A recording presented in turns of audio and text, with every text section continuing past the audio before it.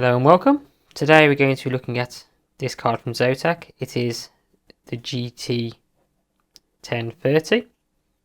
Very slow card, though it has been modified and released recently as the GT1010. But if you are currently struggling to get a graphics card, and let's say you're using Intel's HD graphics, you can do far worse than this card. One advantage of this card, you can actually buy it at the moment, which I can't say about any other cards. So it has that going for it. It's only a 2-week card, so that's going to hold it back a little bit. Though I use this for my daily machine, and I do a bit of light gaming on it. For my heavier gaming stuff, I use a faster machine, but the machine I use on a daily basis uses this card. So, without boring you to death, let's go look at some benchmarks and see how this card performs. Let's start off with some 3D Mark benchmarks. In Time Spy, we score 1,222. In Firestrike, it's 3,259. In Night Raid, we score 15,326. And lastly, in Wildlife, we score 7,817. And to round it all off, in 3D Mark we scored 2,784, which is a respectable score. Here we have Final Fantasy 15's built-in benchmark. 1080p, as you can see, isn't running very well at all, but in 720p, you can see we get a little bit better. We're getting in the low 40s, mid 40s. So for a game like this, it's a bit fast-paced at times, but you don't require much accuracy, let's say. It's perfectly playable. Now how about a game like Final Fantasy 14? Here is the most intense part of the benchmark at 1080p, running on standard laptop, which is the low setting. We're getting an average of the mid 30s, let's say. At other parts of the benchmark it scores much higher, but this bit's very busy, quite a large fight, so it struggles a little bit. But the game is perfectly playable. So it scores 8,116 overall, which this benchmark considers extremely high. So it's perfectly playable on this card, just on the low settings at 1080p. Well, how about something like Fortnite? Because I know a lot of people like to play Fortnite and want to play Fortnite. Here we are running on medium at 100% resolution, and it's just a typical game. Throughout the match, it's got an average around about 50 FPS, highs of 70, lows are about 40, well 39. And it was perfectly playable. I didn't struggle playing this game at all. The dips didn't cause me any issues. And as you can see here, I was able to win without too much issue. Granted, it was a very easy game. So, you know, that doesn't mean anything. But it's certainly playable.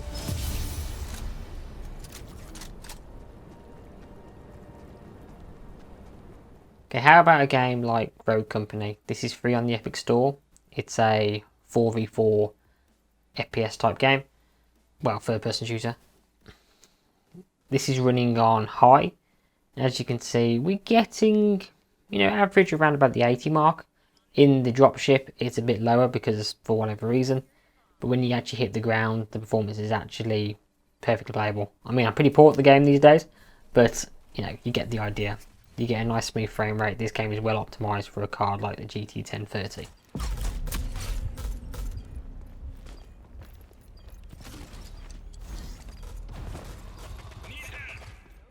Well, how about something a little older?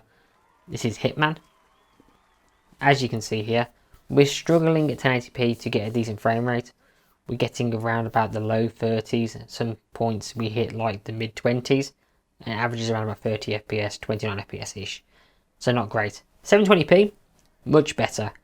We're getting the average around about 42 to the low 40s. And occasionally we hit the 50s in terms of FPS when playing. So for a game like Hitman, where it's a little bit more slow paced overall, it's perfectly playable on the GT1030. Just you got to knock it down to 720p.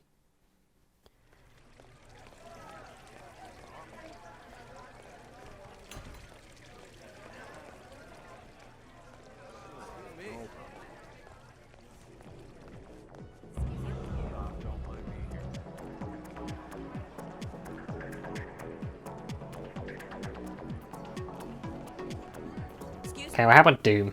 Well, Doom Eternal to be exact. This is running at 720p with everything on low. This is the highest you can set it because of the 2 gig of VRAM. It's struggling, let's be honest. We're only getting 40 FPS average, and it is 720p, so you may consider this playable, you may not. It is quite a fast-paced game. You can certainly enjoy it, I think, if it's the best you got. You can always upgrade later to a different card and play it at the highest frame rate, but just about playable. Now, a game like Shadow of the Tomb Raider, slightly older than Doom Eternal granted, struggles on this card. We're only getting an average around about 1920 FPS at 1080p, but at 720p, we are getting just about playable performance. We get an average around about 35, which for a game like Tomb Raider, I would say is playable. Not ideal, but certainly playable.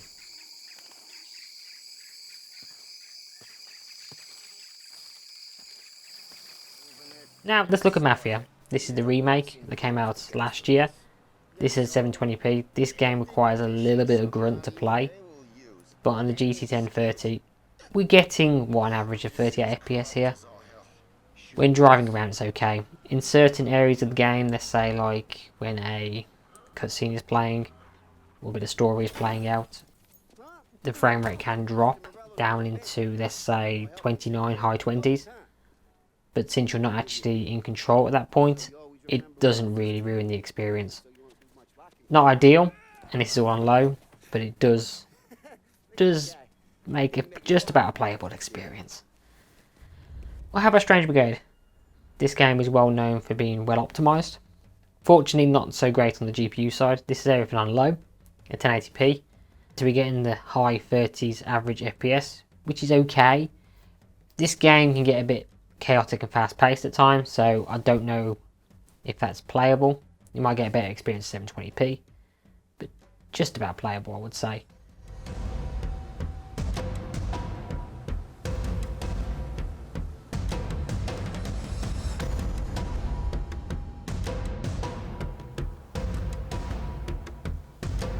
Now let's go something a bit older. Here's Alien Isolation.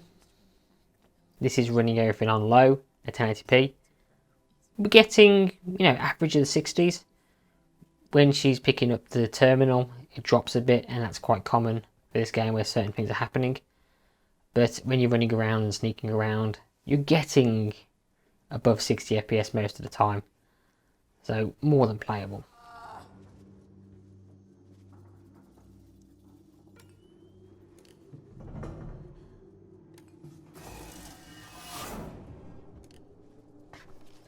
Now sticking with old games, let's look at Tomb Raider. This is the rebooted version. This is running on, I believe, normal. And we are getting around about an average of mid-70s. I know at certain parts of this game there are various explosions going on, large panning of scenes and stuff, so you might get some dips below 60 at that point. But overall, it seems perfectly playable on a GT 1030 at 1080p, which is nice. So if you haven't played Tomb Raider, that's certainly a game you can pick up with the GT 1030.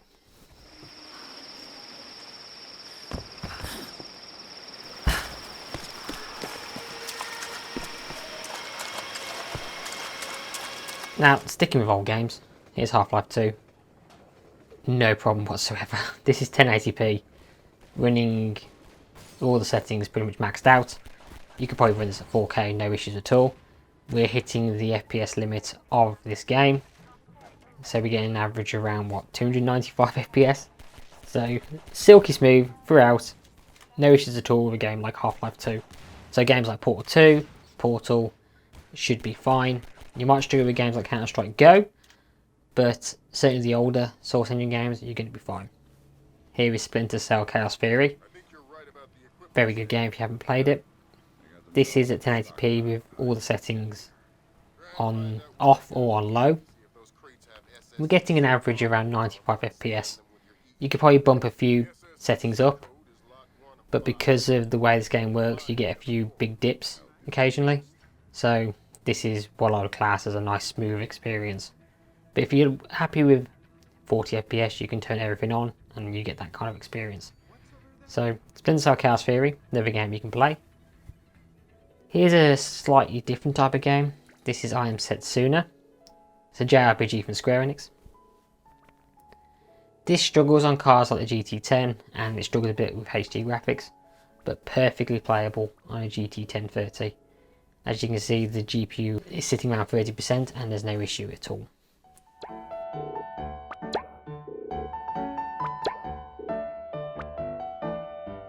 Similar with games like The Darkest Dungeon, this is a 2D game.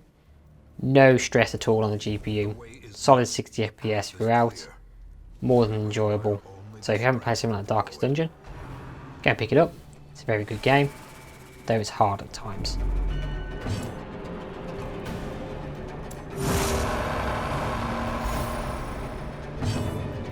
And here we have The Lion Song, a game that was recently free on the Epic Store.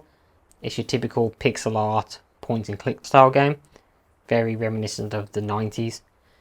And of course this plays absolutely fine. It's a 2D game. It's essentially a slideshow with text. So if you like point and clicks, and you like 2D games, this card will obviously do it. Which is no surprise.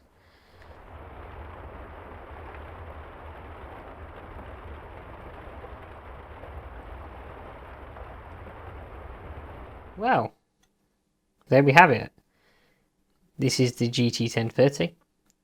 As you can see, it can handle a mixture of modern games and old games. Newer games it does struggle, but if you knock it down to 720p, you can get console-like frame rates if you are happy with that kind of experience. The only downside of this card is the cost. It costs around about £80, which I'm not particularly happy with, because I don't think it's really worth that. But if you can get one second hand off eBay, that's probably a bit difficult at the moment, you can certainly have a nice experience. I picked this up myself off eBay for around about £30, I believe. They're a little higher at the moment, granted, but I do like this card. One advantage is passive and only pulls 30 watts. So if you want a low power gaming machine, pair this with, let's say, a 35 watt CPU, you can have yourself a nice 70 watt gaming machine, which is absolutely perfect. But I don't have much more to say about this card really, other than you could do much worse than the GT 1030 at the moment.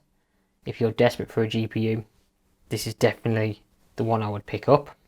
And that's all really. So any questions, comments, leave them below. Obviously like, dislike, all that kind of thing. And if you could, subscribe. This channel is in need of subscribers to try and get over that limit of 1,000. But I'll leave it there. So thank you for watching. I'll see you in the next one. So goodbye.